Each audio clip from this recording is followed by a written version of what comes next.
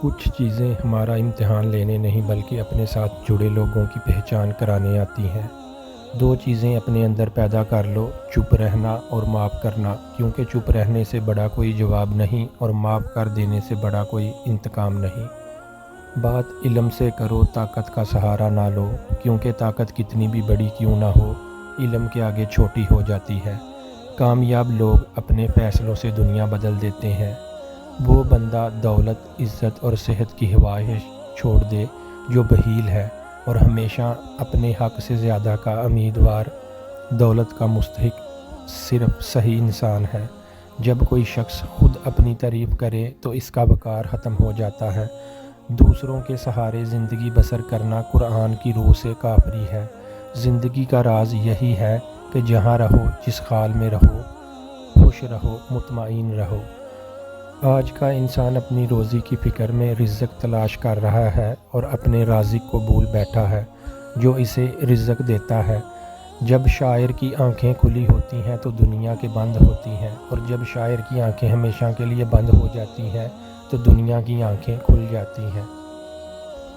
غلامی بہت بڑی لعنت ہے۔ غلامی زبان سے وہ کچھ کہلوا سکتی ہے جو انسان نہیں کہنا چاہتا۔ نعمت کے بعد انسان کو ظرف نصیب نہ ہو تو نعمت لعنت بن جاتی ہے۔ آج کل تعلیم زیادہ ہے اور علم کم، جبکہ پہلے زمانے میں علم زیادہ تھا اور تعلیم کم۔ انسان کو ہمیشہ یاد رکھنا چاہیے کہ نیک اعمال کبھی ضائع نہیں ہوتا۔ جو شخص اپنی عظمت کے گیت گائے وہ کبھی عظیم نہیں ہو سکتا۔ میں تمہیں مومن کی نشانی بتاتا ہوں، جب اسے موت آتی ہے تو اس کے ہونٹوں پہ مسکراہٹ ہوتی ہے۔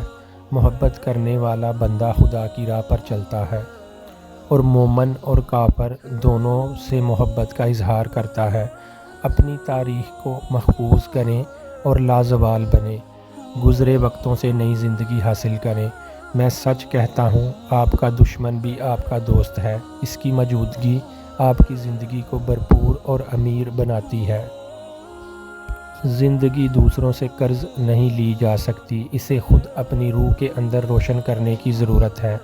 تم کامیابی اور ناکامی پر نظر نہ کرو، بلکہ اپنے مقصد تخلیق کو پہچانو اور جدوجہد کے لیے جاؤ۔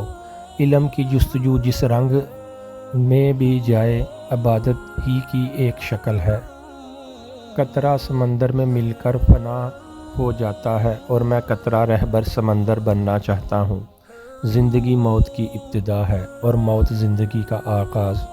ہر وہ چیز جس کے پاس زندگی ہے مر جاتی ہے اگر اسے غیر سازگار ماحول میں رہنا پڑے۔ دل ایک ایسی چیز ہے جو امیر کے پہلو میں نہیں ہوتا۔ آدمی کو موت روح کی جدائی سے نہیں بلکہ ایمان کی کمی اور یقین کی محرومی سے ہوتی ہے۔ گنہگار کی عاجزی عبادت گزار کے غرور سے بہتر ہے۔ اگر شاعری کا مقصد انسان بننا ہے تو شاعری وائرس نبوت ہے۔ انسان تب غم کا سامنا کرتا ہے جب وہ ہر چیز کے سامنے آنکھیں بند کر لیتا ہے۔ ہر وہ چیز جس سے وہ بھاگتا ہے، ہر وہ چیز جس کا وہ انکار کرتا ہے، اس کا مقابلہ کرے، تب آپ زندگی میں غموں سے بچ سکتے ہیں۔ اگر ویڈیو پسند آئے تو اپنے دوستوں اور عزیز و اقرب کے ساتھ شیئر ضرور کیجیے گا۔ جزاک اللہ خیر۔